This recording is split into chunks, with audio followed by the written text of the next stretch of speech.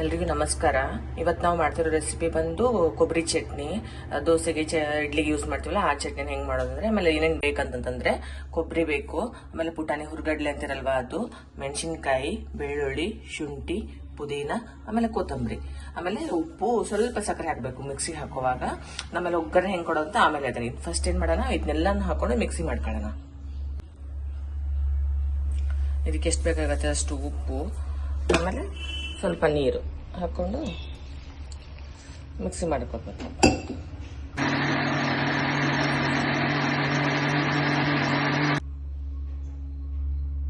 ನೋಡಿ ಈ ತರ ಪೇಸ್ಟ್ ತರ ಆಗಬೇಕು, ಅಷ್ಟು ಮಿಕ್ಸಿ ಮಾಡ್ಕೊಬೇಕು. ಇವಾಗ ಒಗ್ಗರಣೆ ಕೊಡೋಣ.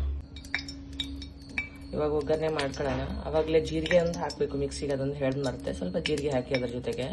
ಇವಾಗ ಏನೇನು ಬೇಕಂದ್ರೆ ಒಗ್ಗರಣೆಗೆ ಆಯಿಲ್ ಹಾಕಿ ಪಾತ್ರೆಯಲ್ಲಿ ಕಾಯಿ ಕಿಡಿ, ಆಮೇಲೆ ಉದ್ದಿನಬೇಳೆ, ಕಡಲೆಬೇಳೆ, ಆಮೇಲೆ ಸಾಸಿವೆ, ಆಮೇಲೆ ಸ್ವಲ್ಪ ಹಿಂಗು.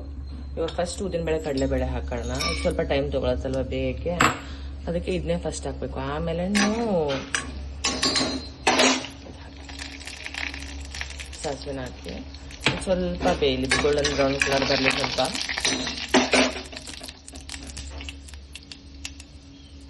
ಇವಾಗ ಸಾಸಿವೆ ಎಷ್ಟು ಹಾಕಿದ್ರೆ ಅಷ್ಟು ಚೆನ್ನಾಗಿ ಬರುತ್ತೆ ಟೇಸ್ಟು ಚಟ್ನಿ.